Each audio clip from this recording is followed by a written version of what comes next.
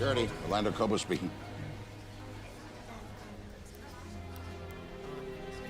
Oh, I'm sorry, sir. Sorry to hear about that. I'll look into it immediately. Thank you for calling.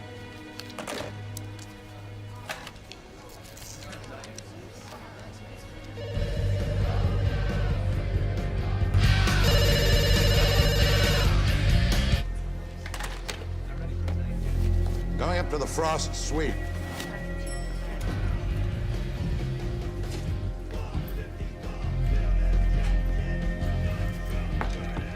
Frost? This is Frost? It's Mr. Cobo with security. You're gonna have to turn that down.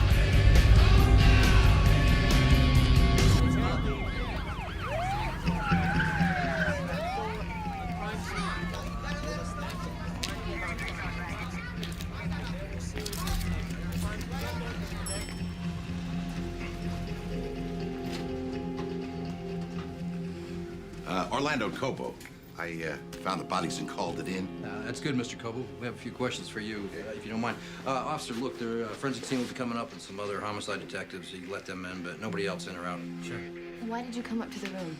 Oh, I got a call from one of the neighbors. The Frosts, they were playing the radio loud, real loud. Well, I'm sorry I turned it off. Maybe I should. That's okay. At least you told us. Yeah, if you don't mind waiting for a while, we'll have a few more questions. Yeah, sure.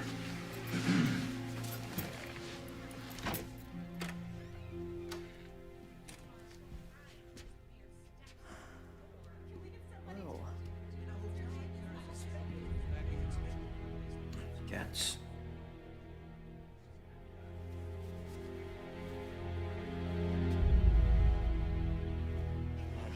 First thing we gotta find out is if the cats belong to the victims or if the killers brought them here.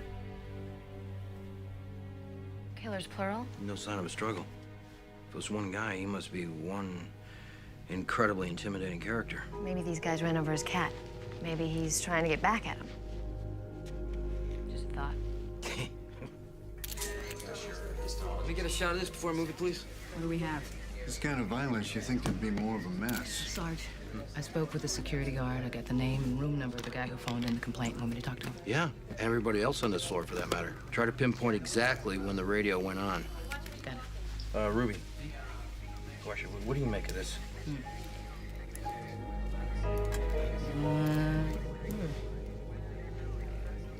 Looks better than I can afford on my salary, so I'd say it's pretty nice. Guess we're not dealing with a robbery, huh? Well,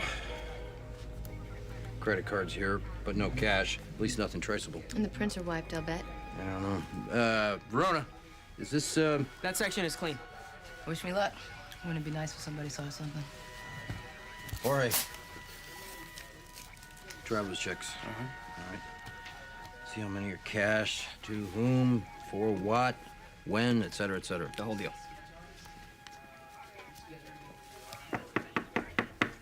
left side wasn't gouged. It's burned. I'll know more once I get him down to the morgue, but from the look of it, that is not a post-mortem wound. They burned his eye out while he was still alive? Yeah. Councilman, would you comment on what is there any current investigation going on over here?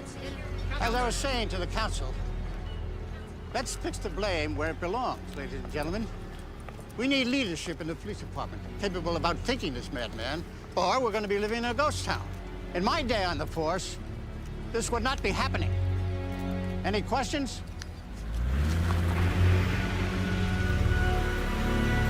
Really, Parisi.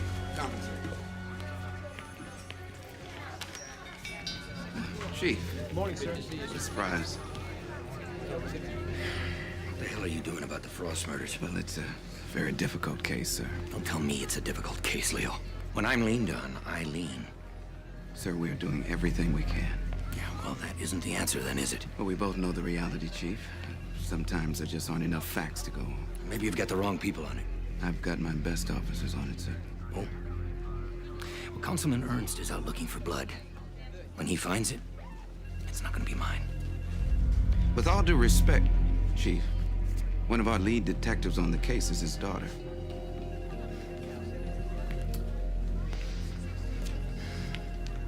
Well, if you think that helps you, Leo, I'd think again. And off the record, I would say you had damn well better watch your back.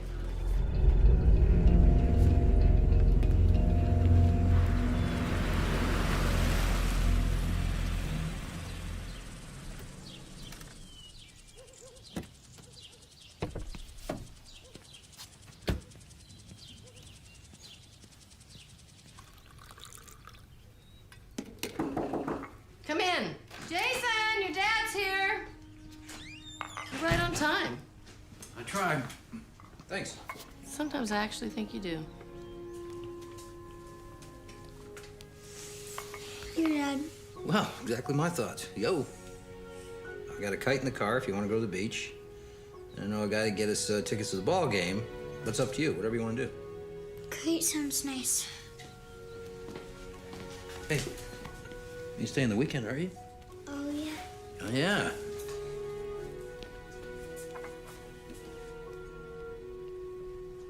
What's the matter? If I tell you, we'll just have a fight. Oh, yeah, right. Yeah. I'm the one that walked out on him. What do you want me to do? Just act like everything's fine? It is what it is. Well, we're gonna have a good time. Love you. See you Sunday. Come on, pal. You said I love you, Mommy. Well, yeah. Me too.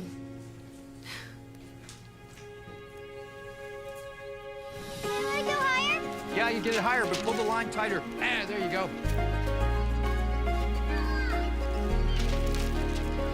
That's it. Now you got it. You got it. Just keep the line tight. Come back this way. Keep it tight. Keep it tight.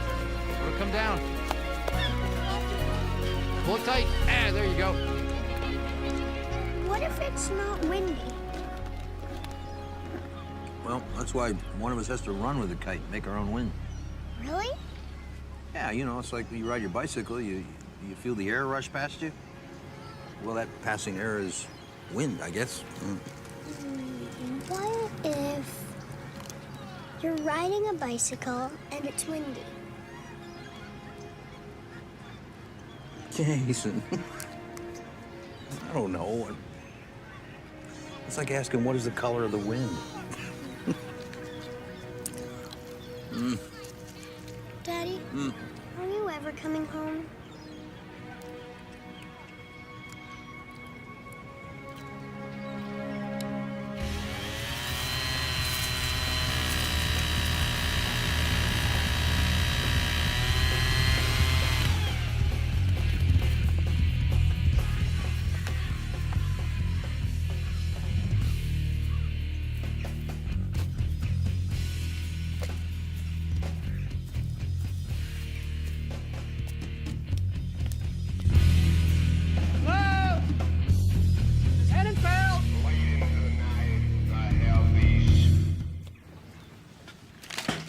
Thank you. Is it because I'm too young? And I wouldn't understand? Ah, Jason, there's a lot of things in life I don't understand. I thought dads were supposed to know everything. Not even close.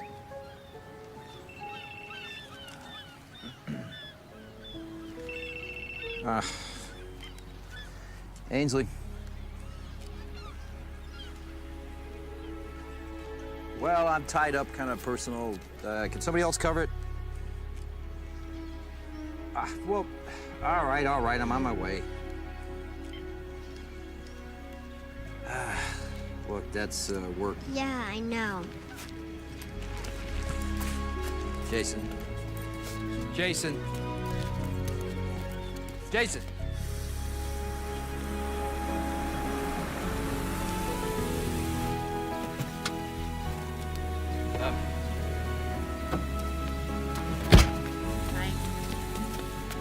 Karen, would you explain to him? I know you're sorry. I'll see that he gets the message.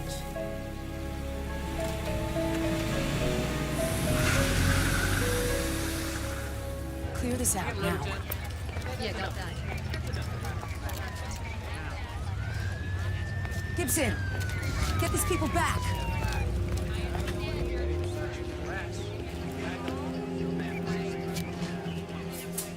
Okay.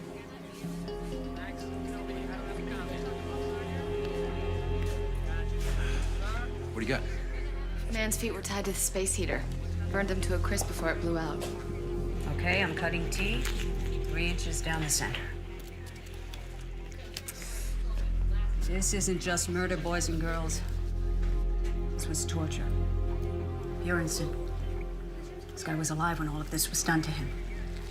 Well, I guess we're not in such a hurry anymore. How's that? I'm betting we got all the time in the world. It's just the beginning, Sarge. Now, I don't want to hear that everything has already been checked out, because obviously it hasn't. You're looking at the wrong things. You're looking in the wrong places, and some of you are just flat not looking. I want each and every one of you to go back over every detail, over every forensic report, every note, until you find something that you didn't see before. Now, I'm not going to use the word urgent, people. I'm using the word emergency. We are in a burning building, people. Now get us out of it before we're all toast.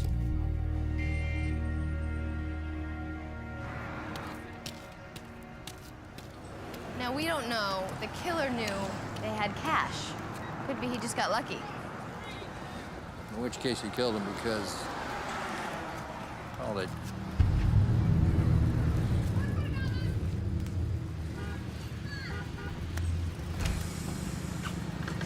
What do you make of that? Smells like a possible.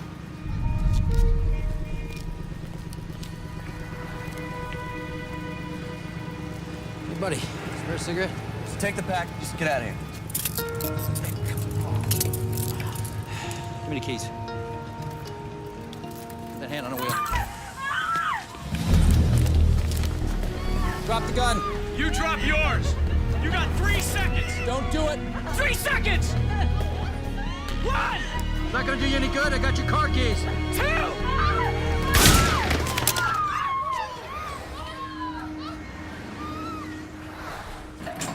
Of course it was dangerous, but so was doing nothing.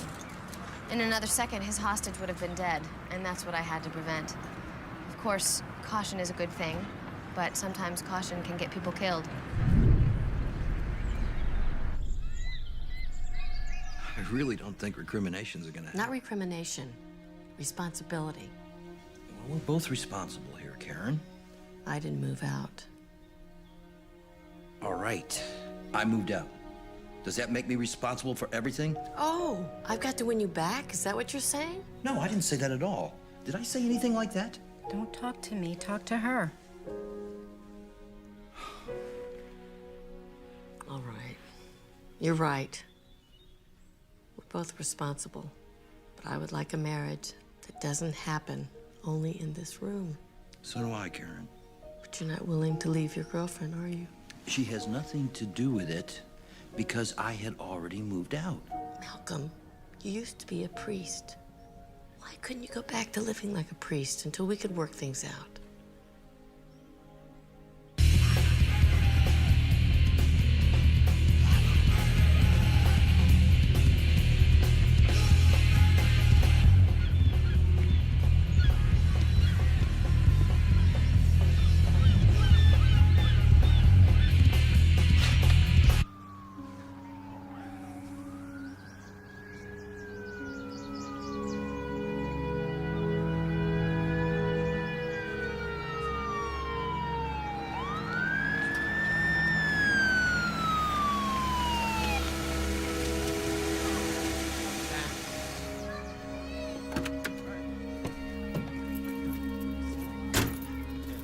There's no forensic unit? No, ma'am.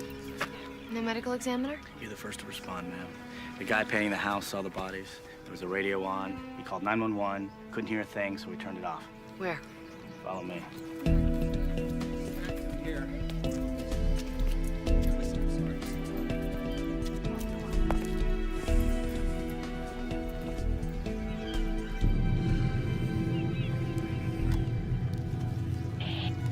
This is 8-2. I'm at the Newton Street site. Confirmed double homicide. I need an ID unit and a medical examiner here immediately. The lieutenant is doing his job. Doing his job. Bodies are piling up like cordwood. It's not multiple killers, it's one. One killer. We're working on it. That's psychotic. And your lieutenant doesn't seem capable of thinking I'm psychotic. It's ridiculous. You're just looking for an issue. I found it. This is the kind of police work this city needs.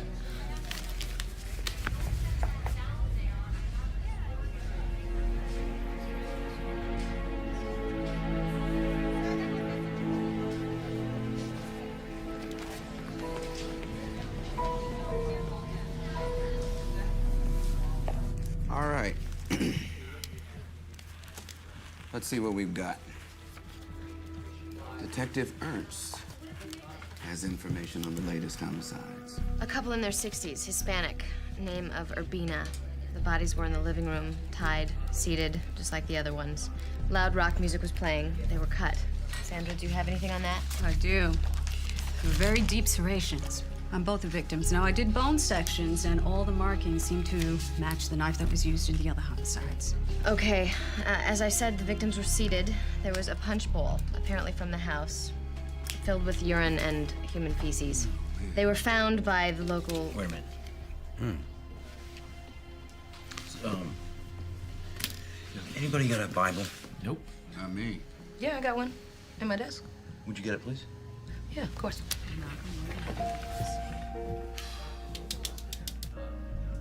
What's this about? Thanks.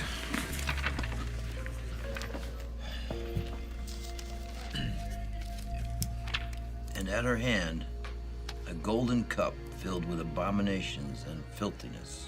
What's that? It's the Book of Revelations, isn't it? Exactly, the Book of Revelations. I think we need to see how this pertains to all the other cases. The Frost. 4 dead cats. And in the midst of the throne and around the throne were 4 beasts. All right. Frost's eyes were burned. Chapter 1, verse 14. And his eyes were as a flame of fire. And Heinefeld's feet were burned. Same chapter, next verse.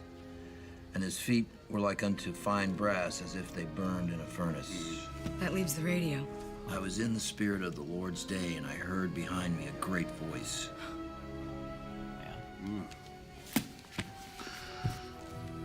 Book of Revelation, the Last Judgment.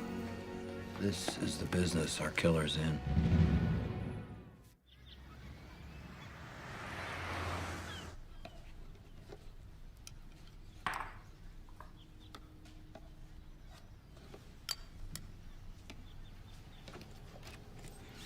Cynthia? You're supposed to knock first, Daddy. And you're supposed to keep the door locked. I can take care of myself. That's hardly the point. Should I set another place? No. Your mother's expecting me. I just wanted to tell you to expect a call from Chief Kittledge.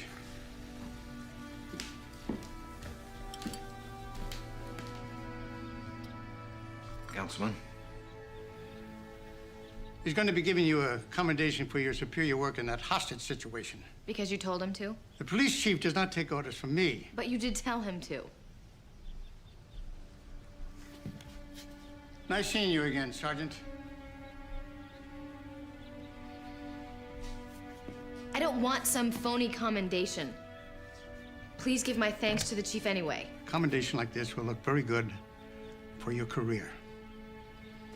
I'm sure when you have a chance to think it over, you'll see that.